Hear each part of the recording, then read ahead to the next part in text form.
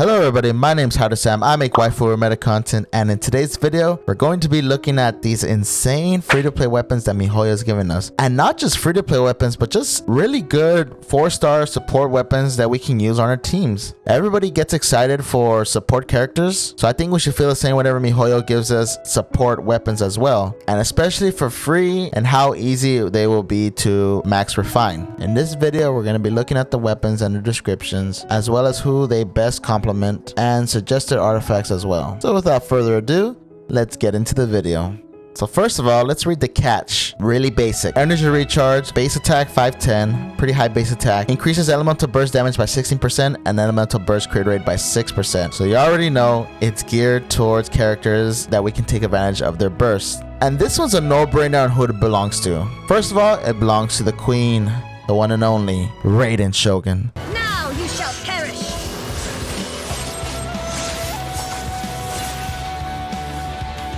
The mommy booba sword that everyone's waiting for. This is going to be the best free-to-play weapon you can take advantage on your Raiden Shogun. This weapon is going to be insane on Raiden. The energy recharge will give you extra electro damage bonus, and at max refinement you're probably going to get a 32% elemental burst damage bonus and an increased crit rate by 12%. Raiden's elemental burst is going to be the time when she pumps out the most damage, so it almost feels like this was made for her. Another no-brainer that this weapon belongs to is Xiang Ling, especially since she's one of the best free-to-play characters out there. She is insane as an off-field DPS. You're going to be taking advantage of this weapon on her with her Pyro Tornado. The energy recharge will help her just get her burst up more frequently, and it's just going to be really good, especially for those of you that are not planning to pull for Raiden and just want to enhance your supports. If you have Daddy Zhang Li, this is another character that will take advantage of the catch, especially if you're just using him as a high burst support. His elemental burst already has a high skill damage as it is, so if you were just enhancing it even more, you're going to be getting great value out of that from your Zhang Li. Another character to consider using the catch on is Rosaria. Rosaria as a support can really enhance the crit rate, so if you are able to have her burst uptime frequently and as well as cause some pretty good damage from her burst, Rosaria is another great option to use the catch on. Now the best set that just goes hand in hand with this weapon is the Emblem of Severed Fate. That extra 45% recharge is going to enhance your supports. It's going to give even more elemental burst damage. So theoretically, if you're able to max out the potential of an R5 the catch and your Emblem of Severed Fate, you can increase your elemental burst damage by a total of 107%. If you ask me, that's pretty insane. But realistically, if we're just going off of my artifacts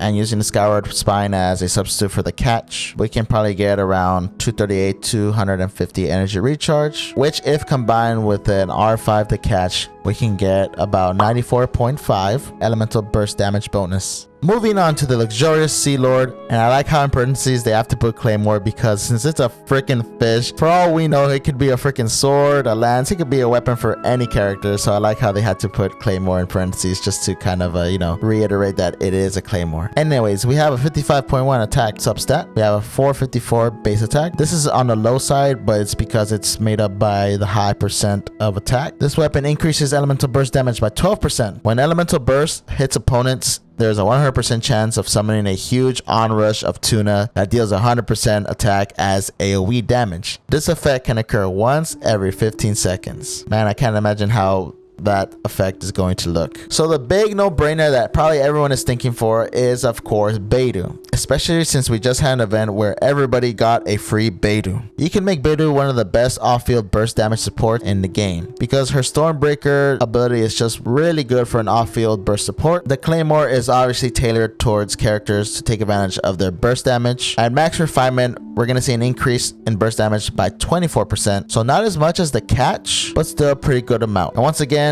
the artifact said that's probably the best put on your Beiru with this weapon is the Emblem of Severed Fate, just to try to increase her elemental burst damage. But the only thing about this weapon compared to the catch is that we're not getting that energy recharge substat. So because the weapon has an attack percent substat, you don't have to rely on the Emblem of Severed Fate damage bonus. You can go ahead and stay with a 2-piece Thundering Fury, 2-piece Noblesse, just in case you don't have a good Emblem of Severed Fate set and you've already farmed artifacts like that for Beiru. Unlike the catch, energy recharge is not stressed in this weapon, so you have some wiggle room with choosing artifacts for Beiru. And just any Claymore user that you put this weapon on. Which brings me to my next point. The cutest character you can put this weapon on is of course Xiayu. And that extra elemental burst damage for her wouldn't be that bad, especially since it can stay on the field whenever Xiayu leaves. I won't be mean, and I won't forget about Chongyun, even though it's not really a waifu.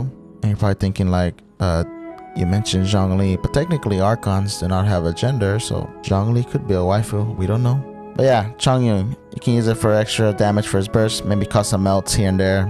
It's up to you. And an honorable mention that you can put this weapon on, just in case you want to do some shenanigans, is the lovely Eula. That extra elemental burst damage is going to be useful in case you want to do some burst heavy support from Eula. We all know that her Lightfall Sword is just insane with those damage values.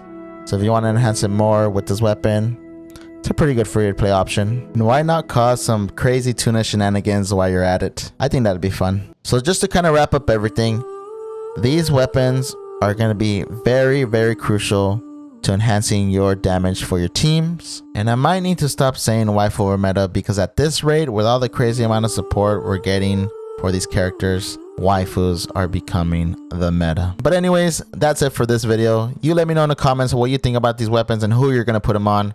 I love y'all so much. Remember, waifus over everything, and we'll see you in the next video.